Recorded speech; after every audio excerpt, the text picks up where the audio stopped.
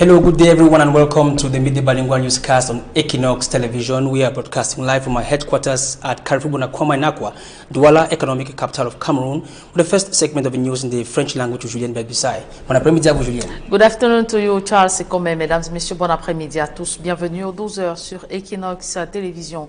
C'est une histoire tragique, voire un cauchemar pour une trentaine de femmes abusées sexuellement sur la route nationale numéro 3 par deux individus interpellés par le commissariat du 10e arrondissement de la ville de Douala. Ces bourreaux s'arrangeaient à récupérer leurs victimes au carrefour Yassa ou Edea en partance pour Yaoundé, lesquelles seront conduites dans des bourgades pour subir de nombreuses tortures. Innocent Abega, Ulrich Gonomala.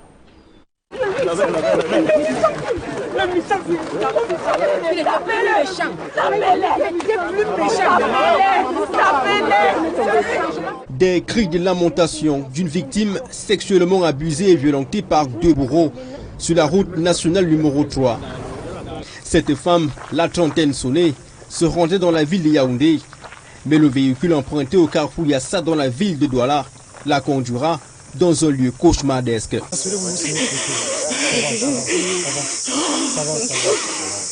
Je veux boire de l'eau.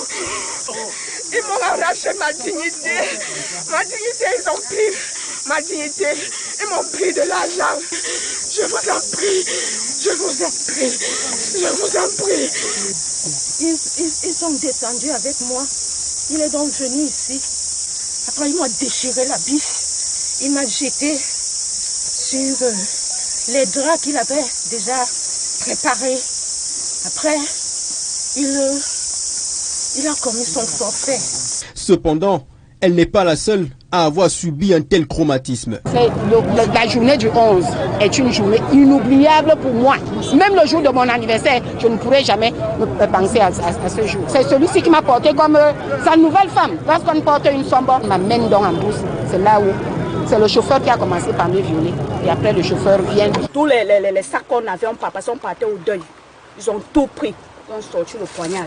Quand je vais soulever la tête pour prendre leur portrait, celui-là me baffe le paille. Les bourreaux qui ne se reconnaissent pas dans ces déclarations ont été interpellés lors d'une grande enquête menée par le commissariat du 10e arrondissement de Douala. Lorsque nous avons pris attache avec les victimes, nous avons découvert au bout de l'enquête qu'elles n'étaient pas les seules, que depuis le vol du véhicule le 17 octobre 2021 jusqu'à l'arrestation du sieur Mbadi Alain, une trentaine de femmes à peu près avaient subi le même sort. Et la nouvelle de leur arrestation s'étant répandue comme une traînée de poudre, le dimanche 21 novembre 2021, nous avons été inondés d'autres victimes qui sont venues se présenter et qui ont déposé leur déclaration. À ce stade, nous avons auditionné 11 déjà qui sont victimes des mêmes faits et nous sommes en contact avec plusieurs autres qui n'ont pas pu jusqu'à maintenant venir déposer leur déclaration.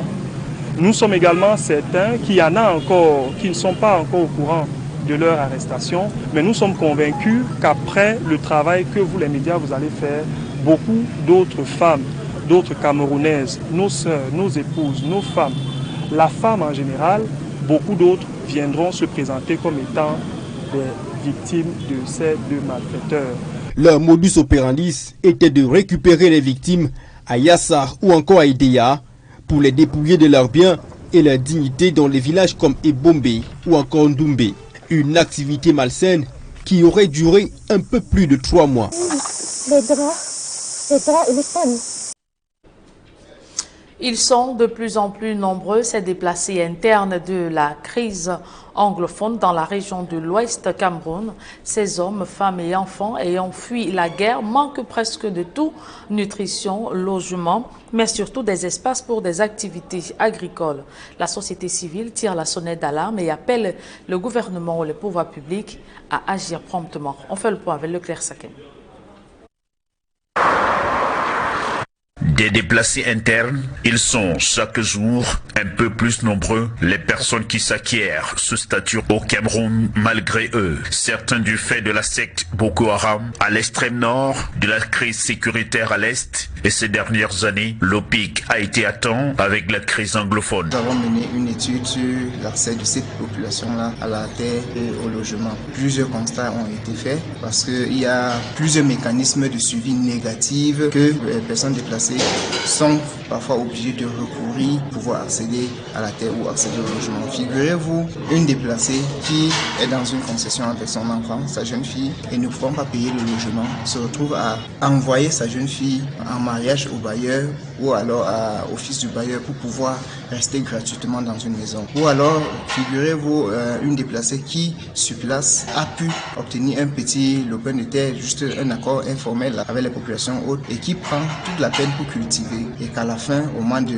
faire la récolte, les populations hautes ou alors le propriétaire du champ se retrouve en train de moissonner à sa place. La région de l'Ouest, de par sa proximité géographique aux régions du Nord-Ouest et du Sud-Ouest, est aujourd'hui considérée comme l'une des principales zones d'accueil de ces déplacés. La situation de cette couche dans le département de la Minoire laisse à désirer. La question des déplacés dans le département de la Minoire est vraiment très alarmante. Nous avons 3055 déplacés que nous avons recensés de la délégation départementale des affaires sociales. Et ces enfants éprouvent beaucoup de difficultés. Ils sont sans acte de naissance. Il y a aussi d'autres enfants qui sont non scolarisés. Nous avons aussi des enfants qui sont sans abri, ils n'ont pas d'abri, ils n'ont pas de logement. Ça conduit vraiment à beaucoup de frustration. C'est donc pour tenter de remonter cette pente que les membres de la société civile s'activent, multipliant des actions sur le terrain afin de porter assistance à ces couches vulnérables, à l'instar du projet de renforcement de l'inclusion et de la protection des déplacés internes qui vient d'être lancé dans les régions de l'Ouest et du Nord-Ouest pour une durée de 3 ans. En tant qu'Union européenne au Cameroun, nous soutenons ce projet pour le renforcement de l'inclusion et la protection des personnes déplacées internes dans 2 régions du Cameroun, l'Ouest et le Nord-Ouest. L'activité d'aujourd'hui, il s'agit d'un plaidoyer pour les personnes déplacées internes pour qu'ils puissent avoir un meilleur accès aux services de base, notamment la terre et les logements. Donc ce que nous espérons comme résultat, c'est d'avoir vraiment toutes ces autorités ici sur le terrain, qu'ils puissent avoir les instruments pour mieux s'occuper des besoins de ces personnes déplacées internes en attendant qu'ils puissent rentrer chez eux, qu'ils puissent avoir la paix dans leur région d'origine. En cette période scolaire, 250 kits scolaires ont été remis à ces familles afin d'accompagner les plus jeunes sur le chemin de l'école. Rappelons que cette crise anglophone arrache de nombreuses vies humaines, notamment dans les rangs des forces de défense et de sécurité, mais également les forces de maintien de l'ordre. C'est le cas de ces 2 gardiens de la paix, tous 2 âgés de 32 ans. Ils sont tombés dans l'attaque du 13 novembre dernier à Matazem, dans l'arrondissement de Santa. C'est au nord-ouest. On fait le point dans ce reportage de Viviane Tonfake et Robert Kenny.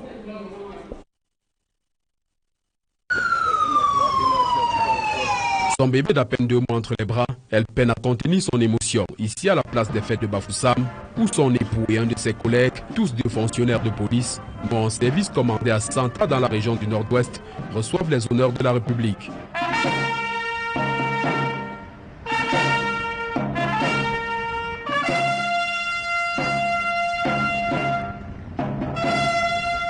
À l'arrivée des dépouilles de Godlove Anoustine et d'Aimé Cézette Sodap, tous 2 gardiens de la paix de 2e grade âgés de 32 ans, une onde de choc irrésistible frappe leur peau.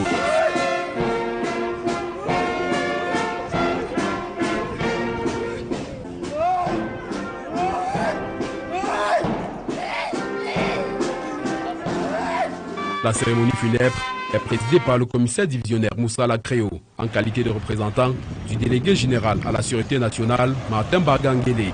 Les gardiens de la paix, Godlove Anoustine et Aimé Cézette Sodap, font partie des 5 policiers morts brusquement le 13 novembre dernier.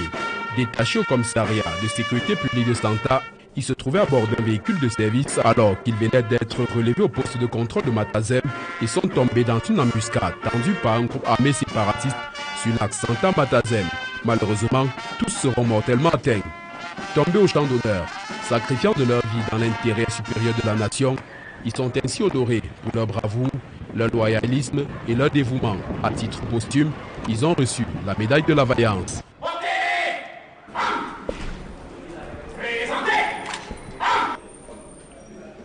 Parlons sport à présent. Il accueillera la Cannes Total Énergie 2021 dans les fonctions du président de la Fédération camerounaise de football.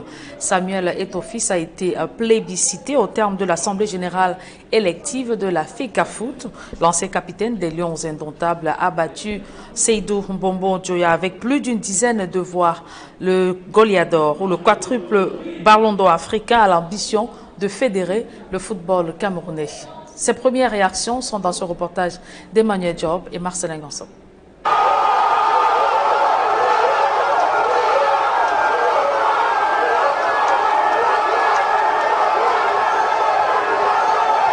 C'est à 14h30 précisément que le suspense a été levé, alors même que le dépouillement se poursuivait encore en salle. Samuel Eto'o-Fils venait de franchir la barre de 38 voix, remportant de fait l'élection à la présidence de la Fédération camerounaise de football. Au bout du compte, il totalise 43 voix contre 31 voix seulement pour son adversaire du jour, Seydou Mbombo-Djoya. Évidemment, l'ancien capitaine des Lions indomptables du Cameroun est aux anges, car ça n'a pas été facile. Merci d'avoir fait de moi le 17e président de la FECAFOOT. Je mesure l'honneur qui m'est fait et la tâche qui m'attend. Par ce vote, les délégués ont fait le choix de donner une chance au projet que j'ai présenté à tous les amoureux de notre sport, à savoir redonner au football camerounais toute sa grandeur. Au bout d'une bataille qui aura été épique, Samuel Eto'o-Fils sort donc vainqueur. Il va s'occuper désormais de mettre en pratique son programme présenté il y a quelque temps au peuple camerounais et même aux investisseurs étrangers. Pour ceux qui l'ont soutenu, il est temps de passer de la parole à l'acte. À ceux qui m'ont accordé leur vote, je vous fais la promesse de donner le meilleur de moi-même pour que notre drapeau flotte à nouveau au plus haut dans la compétition mondiale. Aux délégués qui ne m'ont pas accordé leur suffrage, qu'ils sachent que je respecte leur vote. Néanmoins, je leur tends la main pour qu'ils prennent toute leur place dans la dynamique de notre projet. J'ai pris l'engagement de rassembler la famille du football, notre famille, pour relever le défi d'un nouveau départ. Vous me connaissez, je tiens toujours mes promesses. Il était présenté comme le candidat de la Renaissance. Le football camerounais traverse une zone de turbulence voici une quinzaine d'années. Samuel Eto'o-Fils doit implémenter sa politique en travaillant avec tous ceux qui l'entourent, en s'ouvrant également à toute proposition pouvant permettre de sortir du trou. J'ai une pensée particulière pour mon grand frère Seydou Mbombo-Djoya, le président sortant de notre fédération. Seydou, tu as fait de ton mieux.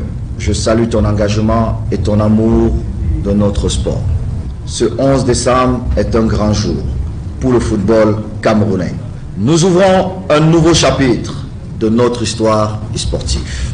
Dès demain, nous nous mettrons au travail pour que notre pays soit fier de ses meilleurs ambassadeurs que nous sommes. Nous n'y arriverons pas sans le soutien du peuple camerounais. La date du samedi 11 décembre 2021 restera dans les annales, comme celle qui aura vu Samuel Eto'o-Fils porter à la tête de l'instant fêtière du football national.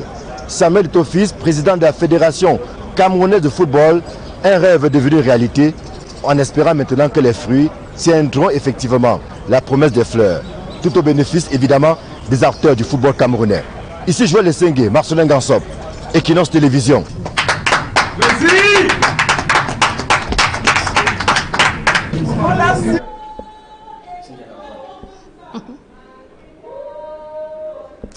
La suite de ce journal est en langue anglaise avec vous, Charles Ekome. Good day once again. Good day again to Julian Bedbisai and dear tele viewers. Welcome to the second segment of the news in the English language. We begin with a human interest page, of course, to say 2 suspected bandits and rapists have been arrested by the elements of a 10th police district in the littoral region. They are said to have raped 2 women who are their latest victims on the Edeya Puma stretch of road, as Mala Glory gives us details in the following report.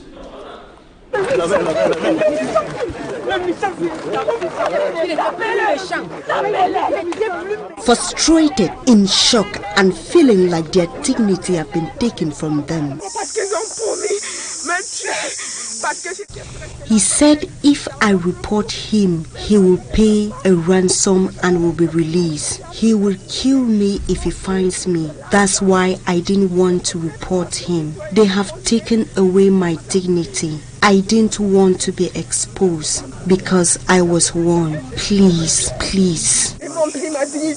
These women have been raped and robbed by 2 suspected individuals who are known to be specialized in raping and robbing women at the level of Puma and Idea in the Sanaga Maritime Division of the Littoral Region. In the course of an investigation to track down the car which was stolen in Yaoundé, Don Bosco during a wedding, the 10th Police District of the Littoral Region finally laid their hands on these 2 suspects at Carrefour, Sokave, Dogbong. The Inspector Ilundu Jere of our unit have arrested the first suspect named Mbadi Alain, who have stolen the car at the level of Don Bosco, Quarter, Mimboman at Yaoundé at ceremony of a wedding. He was just picking up ladies that he took at the level of Puma, and there he entered a bush in the night with a lot of victims. He has raped them. These women who were traveling from Douala to Yaoundé were caught on the way and taken to an unknown destination by these 2 suspects where the hideous act was carried out. We were taken into the bush by the driver and both of them raped me and collected everything I had. The regional delegate of the Littoral Region for National Security sends out a strong warning to all those involved in such criminal acts to cease, as serious action will be carried out in this locality just like elsewhere in Cameroon to maintain peace. Human rights associations converged in Buea to celebrate the International Day of Human Rights in the world. They marched sending a clear message calling for the end and violations of human rights in the country, most specifically in the northwest and southwest regions respectively. Our reporter in Buea and correspondent Derek Jato files in details. Southwest Union of Human Rights Associations are on the streets of Buea this Sunday of December 2021, the International Human Rights Day, with flyers sharing to the population and which had as content messages denouncing torture and reminding all of their right to life. This is one of the first times these human rights defenders are decrying publicly what is happening, all the violations or abuses that are happening. We are here to tell the people that if you have any form of violation, report to us. We stand by you. Apart from sensitization, we also do protection. Protection of persons or victims of human rights violations and abuses. And the case of Consul Antoinette, who was arrested and presently at the Buea Central Prison, also came under review as these human rights activists made public their contributions in the fight to secure her freedom. And presently she's not being tried like maybe like a terrorist, as it was earlier said. She's been tried now at the Court of Appeal, where we believe that bail will be granted when next she's appearing before the court. So the case of Antoinette, so we are Sura is fully on it, and we are trying our best that she should get her freedom. The 2021 International Human Rights Day is celebrated under the theme Equality, taken from Article 1, which says all human beings are born free and equal in dignity and rights. In the same light, the National Commission for Human Rights in Cameroon, in its new report published on December 10, 2021, condemns the multiple attacks orchestrated by the Boko Haram Islamic sect in the far north and north regions of the country. The rights groups also condemns the multiple attacks orchestrated as well in the northwest and southwest regions of the country as well. Details in this report compiled by Innocent Aze.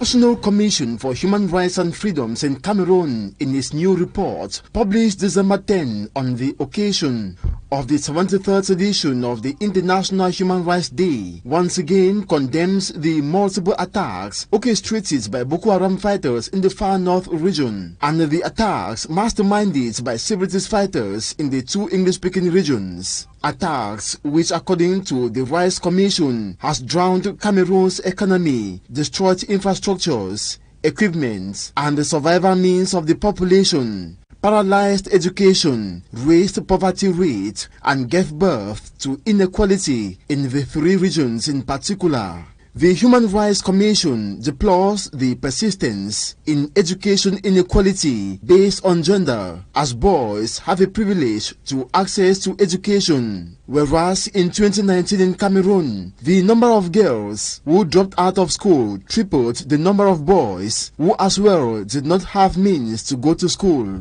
The Commission condemns the increase of PTA fees by heads of some educational establishments, also the increase in the cost of school manuals. Another aspect condemned by the National Commission for Human Rights and Freedoms is the infrastructural inequality in regions and subdivisions in terms of health coverage and the insufficient qualified health personnel in the country, with a nurse for 3,157 inhabitants and a doctor for 11,335 inhabitants. The Commission regrets the fact that since 2020, the COVID-19 pandemic has regressed economic activities, resulted to the loss of revenue and drop in standard of living, causing poverty rates to rise from 24.5% in 2019 to 25.3% in 2021. In terms of recommendation, the Mwangi Kobilas Commission recommends that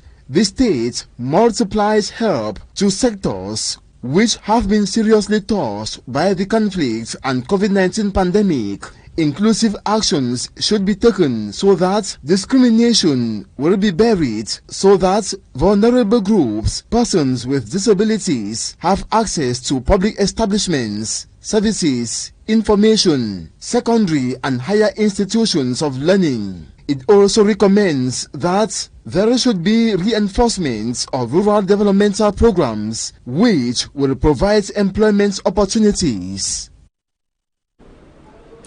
Talking about the violation of human rights, the inhabitants of Fako Division in the restive Southwest region continue to decry the worsening situation of gender-based violence, which is an additional problem and contributes to the Anglophone crisis as well. Details in this report compiled by Derek Jato once more from Boya. As the world commemorates the 2021 edition of Human Rights Day, human rights activists in the Southwest region say gender-based violence, which is a human rights abuse, is on the rise in this trouble-hit region. Many families are really poor because of the crisis, and the rate of violence against women and girls has increased tremendously.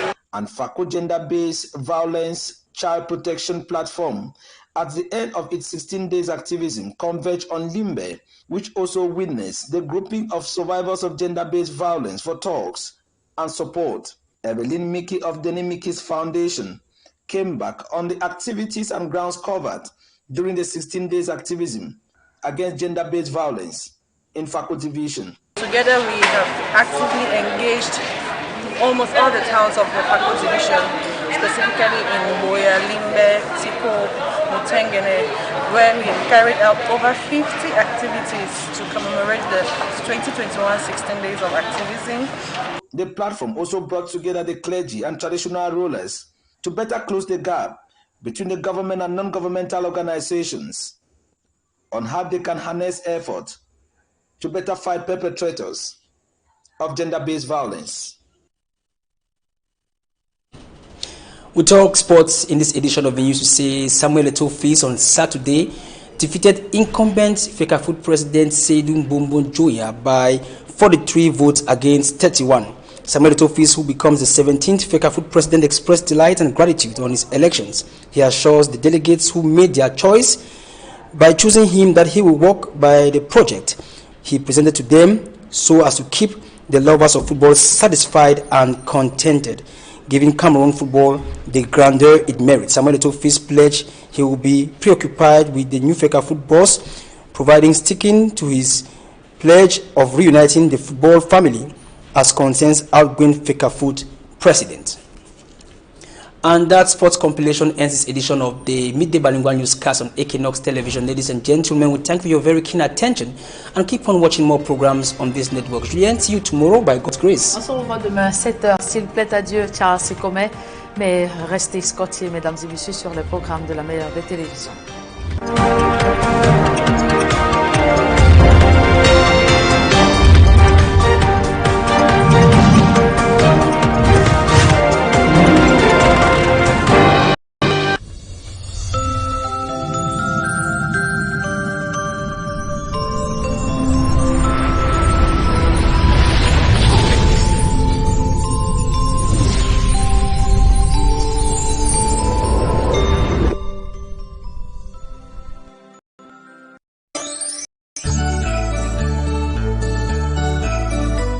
Chaque année, de nombreux enfants rêvent de vivre le réveillon de Noël.